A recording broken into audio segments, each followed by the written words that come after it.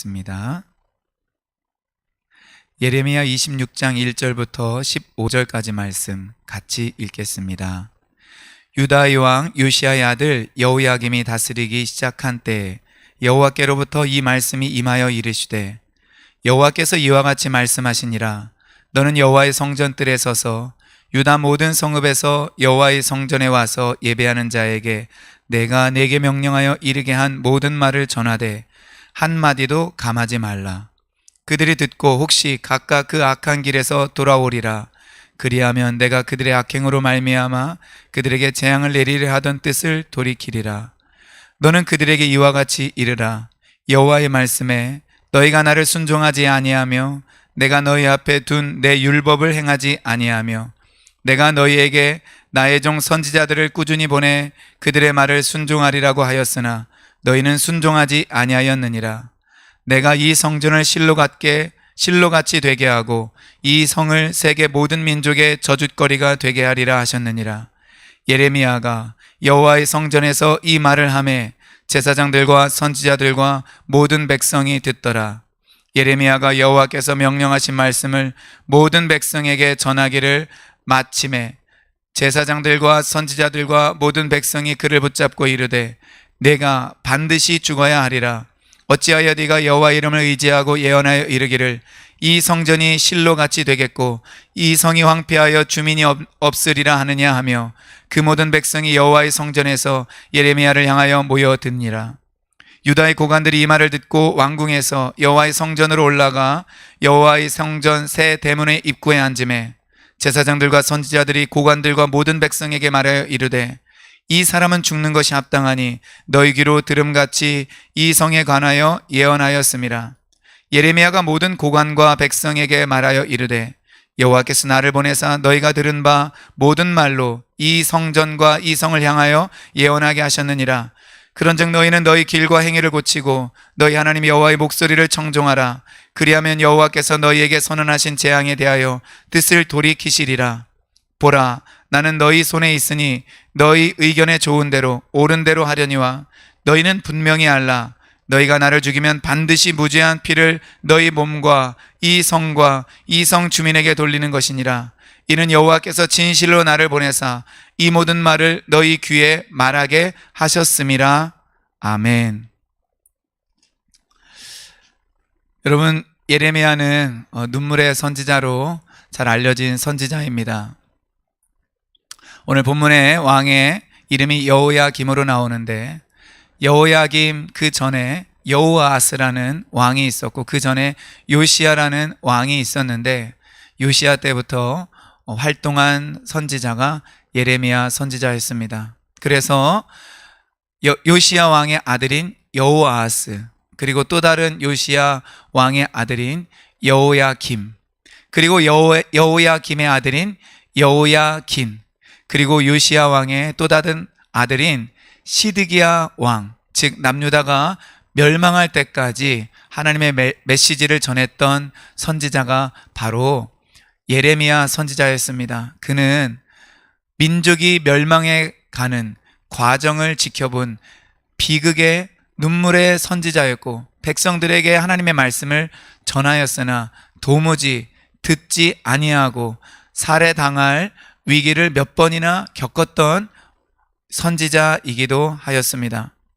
오늘 이 예레미야를 통하여 하나님께서 여호야김이 다스리기 시작한 첫 해, 즉 기원전 609년 정도쯤에 예레미야에게 하나님께서 주신 이 말씀을 살펴보도록 하겠습니다. 오늘날 한국교회가 정말 위기요 아픔 가운데 있고 비난을 받는 그런 시대 가운데 있는데, 우리가 이러한 때 어떻게 행동해야 되는지 오늘 본문이 또 하나의 작은 답을 주리라 생각이 듭니다.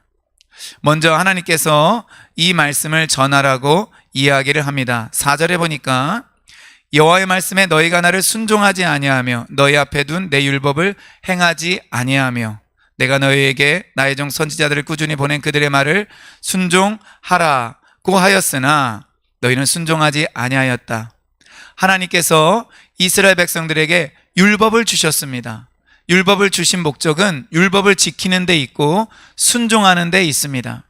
그러나 그들은 하나님의 말씀을 지키지 아니하였고 하나님의 말씀을 떠났고 우상을 섬겼습니다. 그래서 하나님께서는 그들에게 돌이키라고 말씀하시기에 하나님의 종, 하나님의 말씀을 받은 선지자들을 보냈습니다. 그래서 선지자들의 그 말에 순종하기를 원했지만 그러나 당시 이스라엘 백성들은 그렇게 하지 아니하였습니다. 그래서 하나님께서는 이 성을 실로같이 되게 하겠다.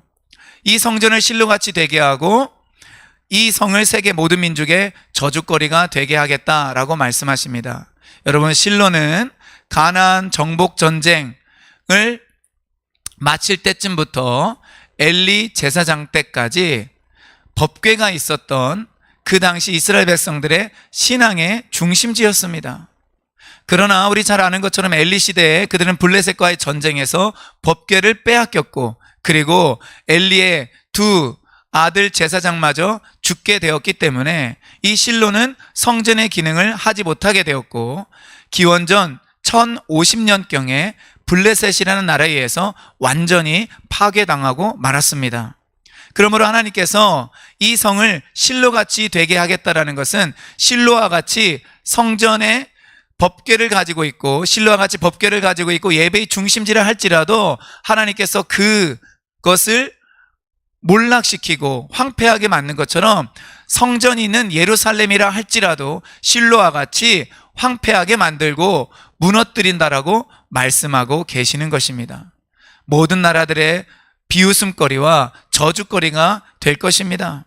그러면서 하나님께서는 말씀하십니다. 3절에 나와 있는 것처럼 그들이 만약에 내가 전하는 이 메시지를 듣고 너희가 불순종하였기 때문에 실로같이 되리라는 이 메시지를 듣고 돌이킨다면 그들은 재앙을 당하지 아니하리라. 내가 내리려던 그 재앙에 대한 뜻을 돌이키리라. 하나님께서는 이렇게 말씀하십니다.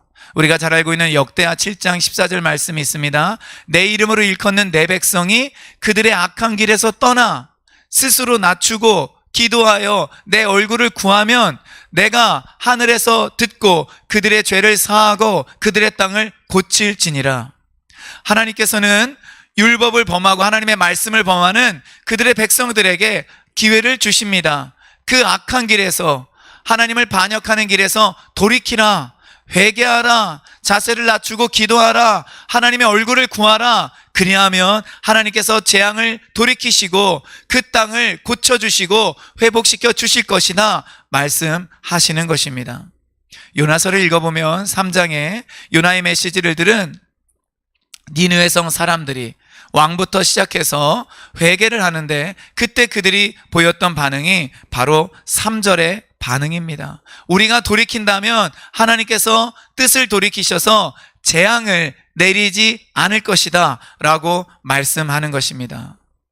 우리들 가운데 아무리 영적으로 죄 가운데 있고 악한 길에 있다 할지라도 불순종하는 길에 있다 할지라도 여러분 정말로 여러분들이 하나님께 돌이키기를 원한다면 그때 돌이키셔야 됩니다. 그럼 하나님이 저와 여러분들을 반드시 회복시켜 주실 것입니다. 지금 하나님의 진노 가운데 있다 할지라도 내가 범한 그 죄악과 불순종을 인하여 징계를 받고 있다 할지라도 우리가 회개하고 돌이킨다면 하나님은 반드시 우리를 회복시켜 주시고 하나님의 얼굴을 다시 우리에게 보여주실 것입니다. 우리 대한민국의 살 길도 다른 것이 아닙니다. 역대하 7장 14절 말씀을 가지고 이것이 나의 탓이니 남의 탓이니 나의 교회 때문이니 누구의 교회 때문이니 이렇게 말할 것이 아닙니다. 지금 우리는 아픔과 징계와 슬픔과 탄식 가운데 있는 것이 분명합니다. 그러므로 우리가 이때 하나님 앞에 엎드려야 됩니다. 하나님 앞에 수그려야 됩니다. 오 하나님, 우리를 긍휼히 여겨 주시옵소서. 우리를 불쌍히 여겨 주시옵소서. 우리가 죄 가운데 있었습니다. 우리 한국교회가 하나님의 말씀을 온전히 지키지 못하였습니다. 하나님 사랑하지 못했고 이웃 사랑하지 못했습니다. 여러분 분명합니다. 하나님의 말씀을 두 가지로 요약하고 압축한 이 하나님 사랑과 이웃 사랑에서 우리가 떠났기 때문에 이런 고통과 아픔이 있는 것입니다. 그러므로 우리는 하나님 앞에 회개 기도하고 철저히 낮아져야 될 것입니다. 그러면 하나님께서 우리를 하나님의 때에 회복시켜 주실 것입니다. 자, 예레미야가 이런 말씀을 전했습니다. 그런데 이 말씀을 들은 높은 직위에 있는 제사장들, 선지자들, 그리고 일반 백성들이 어떻게 반응을 했습니까? 8절부터 11절까지 보면 제사장들, 선지자들, 이런 종교 지도자들과 10절에 나와 있는 고관들, 정치 지도자들, 그리고 일반 백성들은 그 예레미야를 죽여야 한다라고 생각했습니다. 왜냐하면 이 성에 대하여, 이 성전에 대하여 여호와의 이름을 의지하여 부정적인 예언을 하였기 때문에 그렇습니다. 예레미야가 지금 말씀을 전하고 있는 이 상황보다 100년 전에, 약 100년 전에 히스기야 왕 때에, 그러니까 정확히 말하면 기원전 701년 정도에 우리가 잘 알고 있는 것처럼 아수르가 히스기야를 위협했습니다.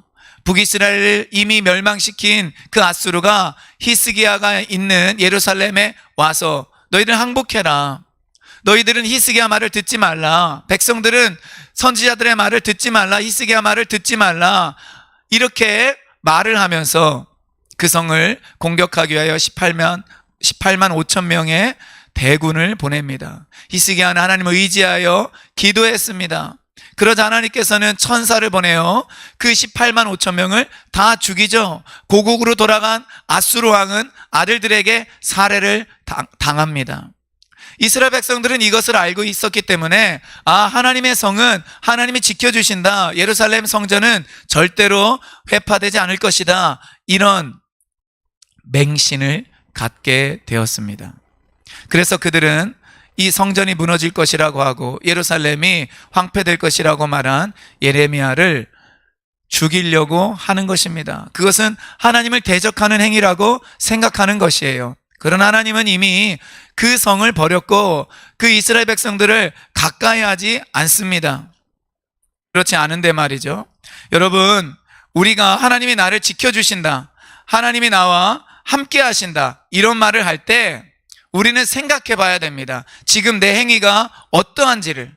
내 행위가 하나님 앞에 바르지 않음에도 불구하고 그냥 하나님이 나를 사랑하시기 때문에 나를 지켜주신다. 여러분, 이렇게 맹신하시면 안 됩니다. 하나님은 그의 자녀를 사랑하시기 때문에 징계와 그리고 재난을 주신다라는 것을 여러분 반드시 기억해야 됩니다. 물론 징계와 고통 가운데 있는 그 자녀들을 다시 회개하게 하시고 회복시키시지만 불순종하는 백성들에게 하나님은 사랑하시기에 재앙을 허락하시고 징계를 허락하신다라는 것을 우리는 꼭 기억하도록 해야 될 것입니다.